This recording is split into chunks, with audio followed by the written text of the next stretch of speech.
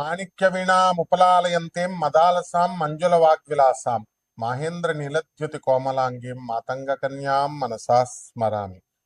ఓం శ్రీ విజయవాడ కనకదుర్గాదేవ్యై నమ. శ్రీ దుర్గామల్లేశ్వరాభ్యాం నమ. మనకి ఈ 2026 సంవత్సరంలో జనవరి ఫిబ్రవరి నెలల్లో మనకి పంచగ్రహ కూటమి ఏర్పడబోతోంది. అసలు పంచగ్రహ కూటమి ఏర్పడడం వల్ల ఏం జరుగుతుంది అంటే మనకి ఖగోళంలో అదొక జరిగేటటువంటి ఒక వింత అన్నమాట. అయితే జనవరి 14 తర్వాత 2026 సంవత్సరంలో మనకి రవి మకర రాశిలోకి వస్తున్నాడు. కాబట్టి మకర సంక్రమణము జరగబోతోంది.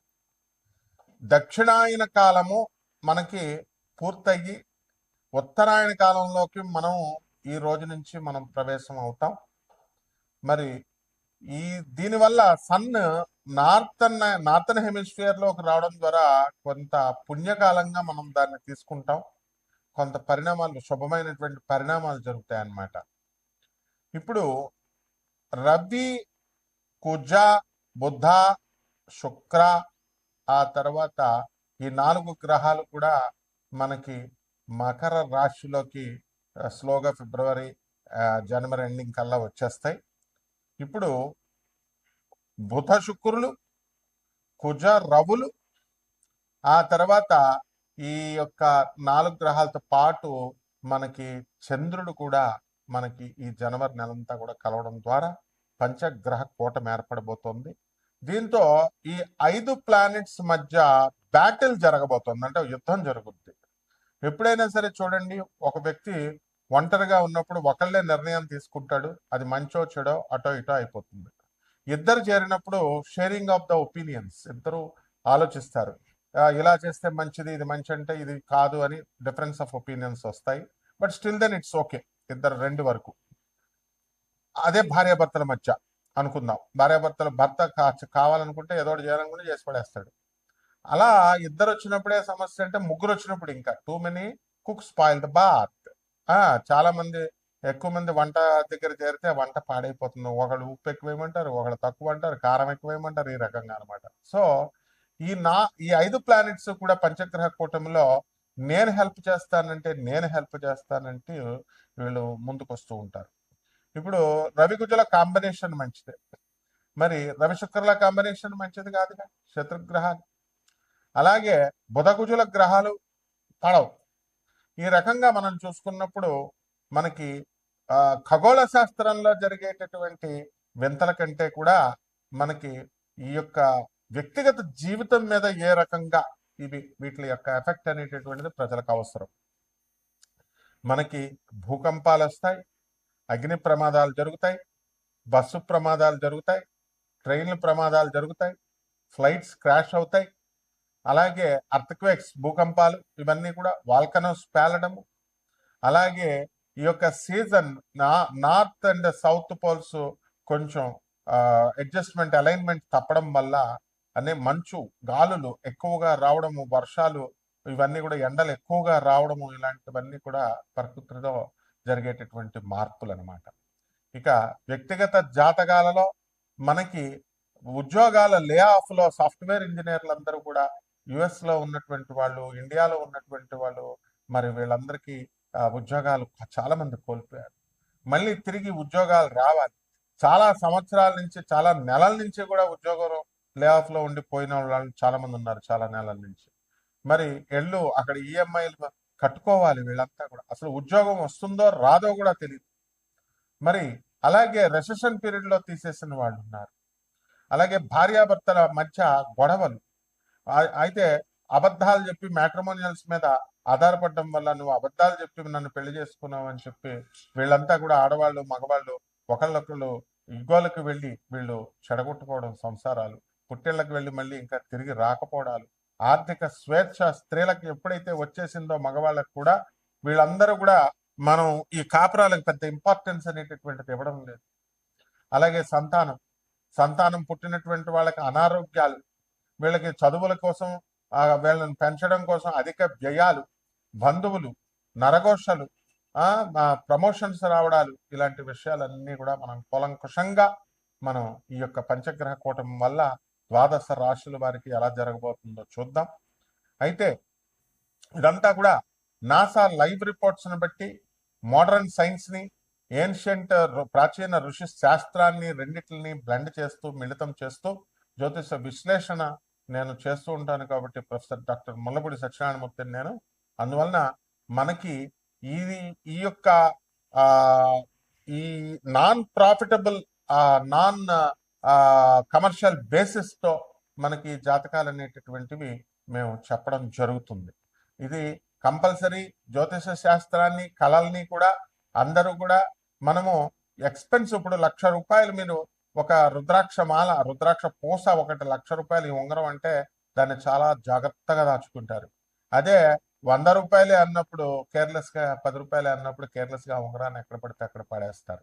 కాబట్టి ఈ తప్పు అనేటటువంటిది మన దృష్టిలో ఉంటుంది. సో కాబట్టి నాసా లైవ్ రిపోర్ట్స్ని బట్టి మరి మనం చెప్పేటటువంటిది అత్యంత ఖరీదైనటువంటి జ్యోతిషము అయినప్పటికీ కూడా మనము ప్రతి ఒక్కళ్ళకి కూడా జాతకాలు తెలుసుకోవాలనేటటువంటి ఆకాంక్ష ఉంటుంది. అందువలన అందరికీ తెలియాలనేటటువంటి ఉద్దేశంతో మేము ఈ వెసులుబాటులను కలిగిస్తున్నాం. అలాగే ఈ యొక్క ఆనంద మార్గ ఆశ్రమంకి రిప్రజెంటేటివ్ గురువుని నేను.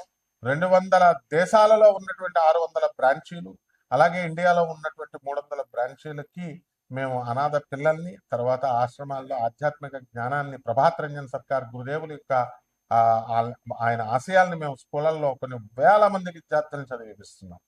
కాబట్టి ఈ స్టాండర్డ్నెస్ని మెయింటైన్ చేస్తూ చూసుకుంటూ ఏదో కేవలంగా ఇండివిజువల్గా ఏదో జ్యోతిష్కం చెప్తున్నారు కదా మనం ఏదో తెలుసుకుందాం అన్నట్టు ధోరణితో కాకుండా నేను ఒక ప్రొఫెసర్గా నా స్టూడెంట్స్ కోసం నేను చెప్పేటటువంటి ఈ విశ్లేషణలు బాగా చదువుకున్నటువంటి వాళ్ళు నా దేశవ్యాప్తంగా విదేశాల్లో ప్రపంచవ్యాప్తంగా ఉన్నటువంటి నా స్టూడెంట్స్ కోసం ఇది మేము చేస్తున్నాం ఈ వీడియోని. కాబట్టి 12 రాశుల వారికి కూడా మిగతా వాళ్ళు కావాలి అనుకున్న వాళ్ళు కేవలము వెరీ సీరియస్గా ఉన్నటువంటి వాళ్ళు మాత్రమే అపాయింట్మెంట్ తీసుకోవాలి. అమెరికన్ హెడ్ క్వార్టర్స్గా మేము చేస్తున్నటువంటి ఈ యొక్క వెసులుబాటు జాగ్రత్తగా చూసుకునే అన్నెసరీ పీపుల్ ఎవ్వరూ కూడా డోంట్ టచ్, డోంట్ కాల్. తర్వాత ఈ ద్వాదశ రాశుల వారికి అందరికీ కూడా మనకి ఒక్కొక్క రాశి వారికి మనకి ఏ విధంగా ఈ పంచగ్రహ కూటమి వల్ల ఫలితాలు ఉంటాయి అనేది ఒక్కొక్క రాశి వారికి తెలుసుకుందాం. తులారాశి, ఈ తులారాశి వారికి అందరికీ కూడా ఈ పంచగ్రహ కూటమి వలన మనకి ఏం జరగబోతోంది అంటే కుటుంబంలో స్వల్పమైనటువంటి ప్రాబ్లమ్స్, అంటే మానసిక అశాంతి, unnecessary discussions with parents, especially ఫాదర్తో.